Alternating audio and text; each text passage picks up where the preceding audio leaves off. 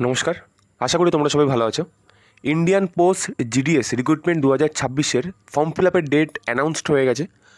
এখানে হয়তো অনেকজন ইন্ডিয়ান পোস্ট জিডিএস সম্পর্কে জানো, কিন্তু যারা জানো না তাদের জন্য বলি, এখানে নিশ্চয়ই এরকম অনেকজনই আছো যারা মনে মনে ভাবো যে একটা যদি সেন্ট্রাল গভর্নমেন্টের চাকরি যদি হয়ে যায়, কিন্তু কোনো পরীক্ষা দেবো না, এরকম কি কিছু আছে যে সেন্ট্রাল গভর্নমেন্টের চাকরিও পেয়ে যাব, পরীক্ষাও দিতে লাগবে না?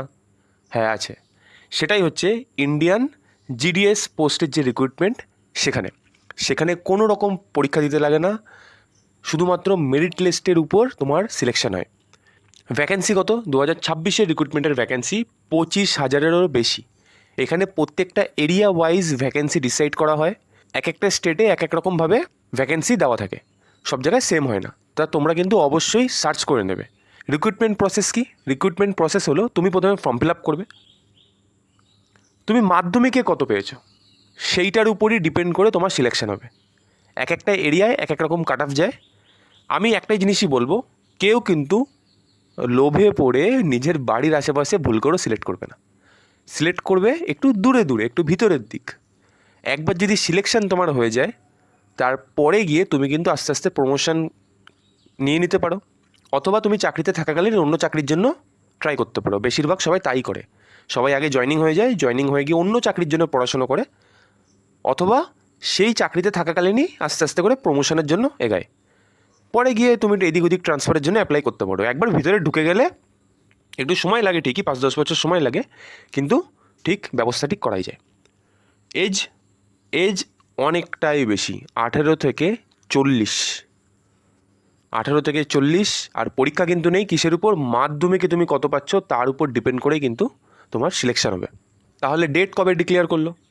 ফর্ম ফিল আপের ডেট ডিক্লেয়ার করেছে 2 সেপ্টেম্বর থেকে 21শে সেপ্টেম্বর। এর মধ্যে তোমাকে ফর্ম ফিল আপ করতে হবে। অ্যাপ্লিকেশন ফি এখানে আছে 100 টাকা ছেলেদের জন্য, জেনারেল, ওবিসি, ইডাব্লিউএসদের 100 টাকা দিতে হবে। মেয়েদের ছাড়, মেয়েদের কোনো টাকা কিচ্ছু দিতে লাগবে না। এসসি, এসটি, পিডাব্লিউবিডি এবং ট্রান্স উমেন যারা আছো তাদের সম্পূর্ণ ছাড়, তাদের কোনো রকম টাকা দিতে লাগছে না। স্যালারিটা বলি, স্যালারি এখানে দেওয়া আছে, এটা সরিয়ে দিই। স্যালারি এখানে দেওয়া আছে, যদি কেউ বিপিএমের জন্য অ্যাপ্লাই করো তাহলে 12,000 থেকে 29,000। 12,000 টাকা লেখা আছে ঠিকই, এটা কিন্তু বেসিক পে। এর উপরে আরও ডিএ, বিভিন্ন রকম অ্যালাউন্স এগুলো যুক্ত হবে, তখন দেখা যাবে 20,000 টাকা পার করে যাচ্ছে। আর কেউ যদি ডাক সেবক হিসেবে অ্যাপ্লাই করো তাহলে 10,000 থেকে 24,000 টাকার মধ্যে। এটাও সেম, 10,000 টাকা লেখা আছে ঠিকই, কিন্তু এরপরে আরও অনেক কিছু অ্যাড হয়ে এটাও কিন্তু 20,000 টাকার উপরে তোমার স্যালারি চলে যাবে। স্যালারি বিশাল একটা কিছু দেবে না যে 30-40,000 টাকা দিচ্ছে, সেরকম হবে না, কিন্তু 20,000 টাকার আশেপাশে তোমার স্যালারি থাকবে। প্রত্যেক বছরে কিন্তু ইনক্রিমেন্ট হয়, তোমার প্রমোশনের চান্স থাকে। আর সেন্ট্রালের চাকরি সব থেকে মেনই তো এখানে, সেন্ট্রালের চাকরি। দেন আবার 8th পে কমিশন ঢুকছে, স্যালারি আরও বাড়বে, হয়তো 20 থেকে 25 হয়ে যেতে পারে। অ্যাপ্লাই সবাই করবে, যাদের মনে হচ্ছে যে না আমার একটু নাম্বার আছে, ঠিকঠাক আছে, অ্যাপ্লাই করে দেবে। লোভে পড়ে কেউ বাড়ির আশেপাশে অ্যাপ্লাই করবে না, একটু দূরে করবে, একটু যেখানে কাট অফ কম যাচ্ছে একটু রিসার্চ করে নেবে কাট অফ কোথায় কম যাচ্ছে। কাট অফ যেখানে কম যাচ্ছে সেরকম জায়গাতেই অ্যাপ্লাই করবে। ডেট এখানে দেখে নাও, ডেট এখানে মেনশন করা আছে। এখানে অ্যাপ্লিকেশন ডেটের সাথে সাথে আরেকটা জিনিসও মেনশন আছে, কারেকশন ডেট। যদি ফর্ম ফিল আপের মধ্যে কোনো ভুল করে দাও, তাও এখানে বলা আছে যে 23 তারিখ থেকে 24 তারিখ, মানে 23 থেকে 24 সেপ্টেম্বরের মধ্যে তুমি সেটা কারেকশনও করে নিতে পারবে। এখানে একটা জিনিস অ্যাড করে দিই, আমার ঠিক জিনিসটা মনে পড়ছে না, কিন্তু তাও বলি।